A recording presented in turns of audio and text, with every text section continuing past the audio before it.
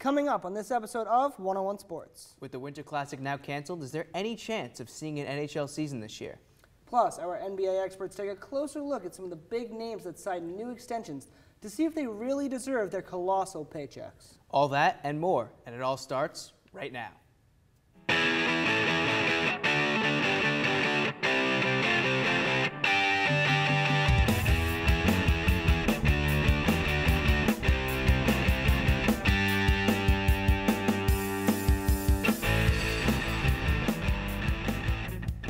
Hello and welcome to 101 Sports. I'm Curt, Lestan. And I'm Joe DiRienzo. We've got a great show for you today, so let's kick things off with the starting five. Hurricane Sandy left a wake of destruction throughout the Northeast, especially in New York and New Jersey. The sports world has felt the effects of the storm as well, with the New York City Marathon being canceled. The Pittsburgh Steelers played in New York this past Sunday, but the team had to travel to the Meadowlands on the day of the game. And the New York Knicks played their game in Madison Square Garden against the Miami Heat, even though Dwayne Wade was calling for the game to be canceled. Joe, should sports in New York City and New Jersey should have taken a timeout after Hurricane Sandy? Look, this was a big issue in the world outside of sports. So yeah, something should have taken a step back to acknowledge the fact that people needed help. The 26-mile marathon, the fact that they needed all that space to do it, all those supplies to do it, the police force, the medical people that needed to be there, all of those resources could have been diverted, and I'm glad they canceled it because it was just a lot going to something that wasn't necessary. Yeah, you know what? I have to just disagree with you on this one, okay? I think the fact that the NBA games were played and then the Giants game was played is great because, yeah, it's something that the city can rally around and really feel good about. I think that's great. But as far as the New York City Marathon goes, I understand wanting to shut it down because of what happened, but the New York City Marathon brings in over $300 million to the city each year. Oh, absolutely. I'm not denying that. That's money that they could use to help these people who have been hurt by Sandy. Eventually, the no money question. could have gone right there, right to it. I think this was very on the fence here on all sides of this whole argument. New Orleans Saints fans were worried when they found out they would be without head coach Sean Payton all season thanks to his Bounty Gate suspension.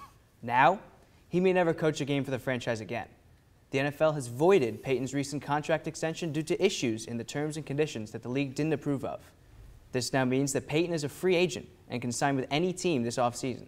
So, Curt, where will we see Payton go? You know what? I think he's going to stay right where he is. I think he's going to be with the Saints next year. Yeah? Yes, I do. If you look at it, he has great relationships throughout that organization. The fans love him there. He loves being there.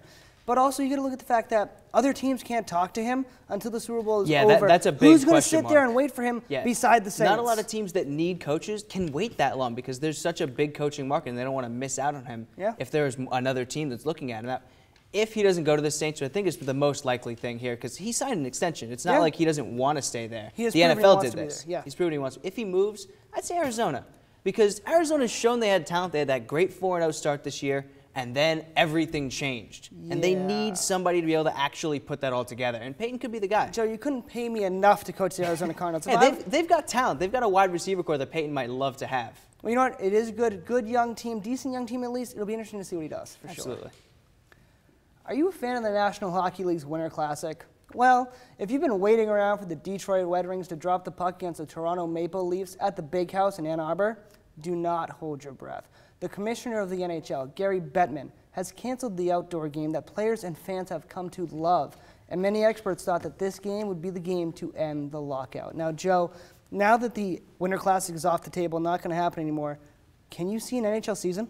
I'm sorry, but no. It's so sad because since the 50-50 attempted split by the owners, we have heard nothing but, well, these games were canceled. Oh, and these two, and these, and now the Winter Classic. It's all going downhill here. It's so depressing to listen to. Yeah, Joe, it is very sad. It is really sad when the hockey was at its peak last season. Absolutely. Peak in viewership and fan attendance, everything, and now they're going to waste it all away for what? It's unbelievable because players are scattered all across the globe. They're getting paid sort of for playing hockey, so they're just sitting there pretty, just minding their own thing. Owners in the Players Association doing nothing really. There's no, like we've said this before, there's no sense of urgency, and it hasn't changed. And when this is your biggest game in the regular season, and then you cancel it, that's not good signs for me. They really didn't want that to happen, and unfortunately. Here we are. Yeah. When Los Angeles Lakers added Steve Nash and Dwight Howard to their roster this offseason, everyone and their mothers were predicting them to be the team to beat in the West. Now, After going 0-8 in the preseason and losing their first 3 regular season games, people are already hitting the panic button.